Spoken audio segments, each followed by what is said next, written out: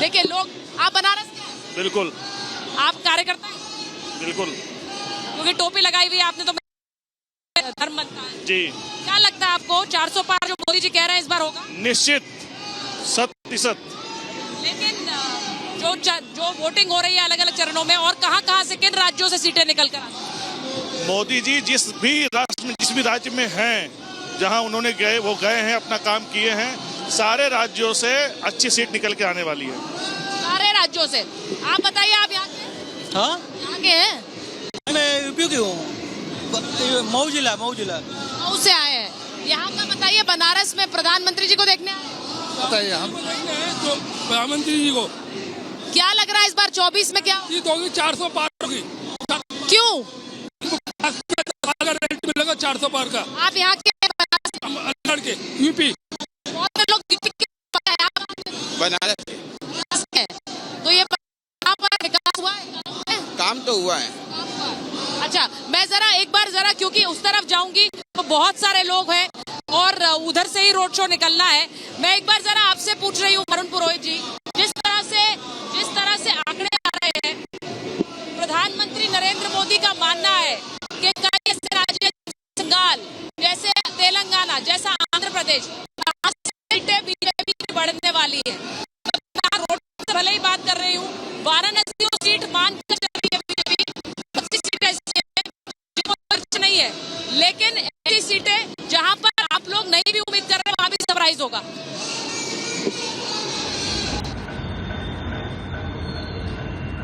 सुचरिता जी, आपको सबसे पहले तो साधुवाद। शाश्वत पावन भूमि काशी के दर्शन आप हमको घर बैठे करा रहे हो। आप इतनी मेहनत कर रहे हो उसमें। सोमवार का दिन है, बाबा भोलेनाथ का दिन है, आपको बाबा भोलेनाथ की कृपा आप पे बनी रहे। देखिए, एक गंगा की सौगंध भी पिक्चर आई थी, गंगा माता के ऊपर कई पिक्चर बनी है, अमिताभ बच्चन की बनी है। तो वो ऐसा लगता है जैसे कोई इवेंट हो रहा है गंगा माता में, गंगा मैया ने बुलाया है, मैं गंगा का बेटा हूं, और काम गिना रहे हैं, क्या कर रहे हैं। अभी शंकराचार्य जी से ही आप कंपैरिजन कर रहे हो। आप देखो क्या हालत हो चुकी भारतीय जनता पार्टी की, मनोदशा देखिए। आदि शंकराचार्य से कंपैरिजन कर रहे हो आप किसी एक मनुष्य का। तो ये कभी भगवान से करते हैं, हर हर महादेव की जगह मोदी जी का नाम लेते। देखिए, मैं ऐसा धर्म विरुद्ध कार्य नहीं कर सकता, और ना ऐसे मैं तो भगवान की कृपा करे ये लगा रखे, इसलिए सुनना भी नहीं चाहता ऐसी बात, पाप कर्म किसी का। तो ये लेकिन जहां तक आप बात करो राजनीतिक रूप से जो रोड शो हो रहा है, ये प्रधानमंत्री का हो रहा है, एक प्रत्याशी का हो रहा है। ये भी चुनाव आयोग को देखना चाहिए। अब प्रधानमंत्री जी हो रहा है तो आचार संहिता में प्रधानमंत्री जी रोड शो कैसे कर सकते हैं, प्रत्याशी करता है तो प्रत्याशी इतना भव्य रोड शो कैसे कर सकता है, चुनाव आयोग के संज्ञान में लेना चाहिए।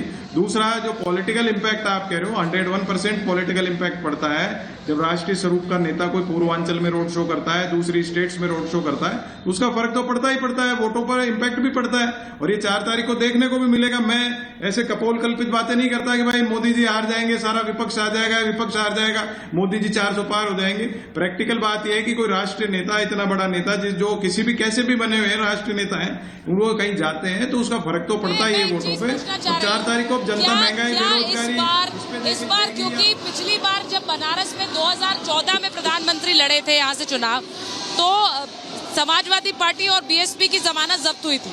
उसके बाद भले ही 2019 में भाटी जी यहाँ पर तस्वीर बदली हो, लेकिन जो वोट परसेंटेज था 64% वोट प्रधानमंत्री के खाते में गए थे 2019 में। यहाँ के लोग मानते हैं कि इस बार उससे भी ज्यादा होगा, और अगर कोई जनता तीसरी बार अपने सांसद को जिताकर और हर बार वोट मार्जिन बढ़ाकर वोट करती है, अभी नहीं पता है, 4 जून का वेट करेंगे, तो क्या उसके मायने ये नहीं है कि वो अपने सांसद को रिपोर्ट कार्ड में मार्क्स पूरे दे रहे हैं?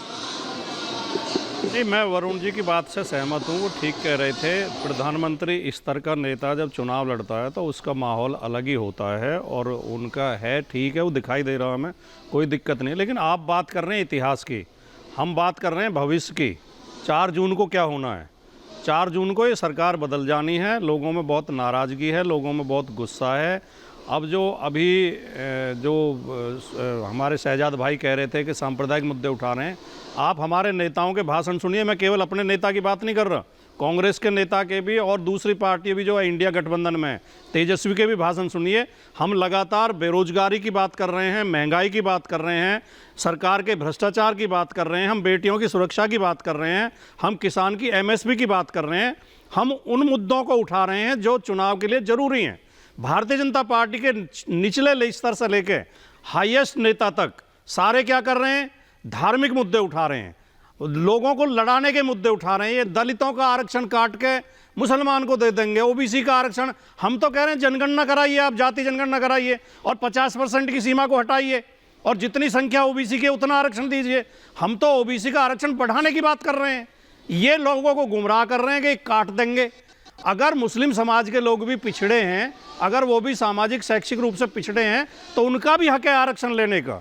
किसी धर्म के नाम पे आप किसी से इतनी नफरत करते हैं कि उनका आप हक मारना चाहते हैं, उनको आप विकास नहीं चाहते। भाटी जी देखिए, आज आप लाइन बदली है, थोड़ी सी लाइन समाजवादी पार्टी की क्लियर हो गई है। आपने कहा कि अगर मुस्लिम समाज के लोग जिस तरह से कास्ट सिस्टम में जो निचली जातियों में आ रहे हैं तो उनको रिजर्वेशन नहीं, आरक्षण है ऑलरेडी, मंडल में सबको आरक्षण मिलता है। मुसलमान मंडल आयोग में पहले से ही आरक्षण में है। ये गुमराह करने के लिए मुद्दा उठाते हैं। सुचारिता, मैं जवाब दे देता हूँ।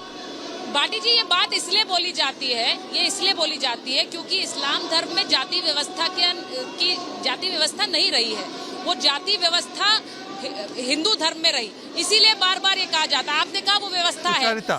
जी, इससे बड़ा पाखंड हो नहीं सकता कि मुसलमानों में जातियां नहीं है। जवाब देने दीजिए। मुसलमान, सारे मुसलमान, भारत के मुसलमान जातियों में बटे हुए हैं।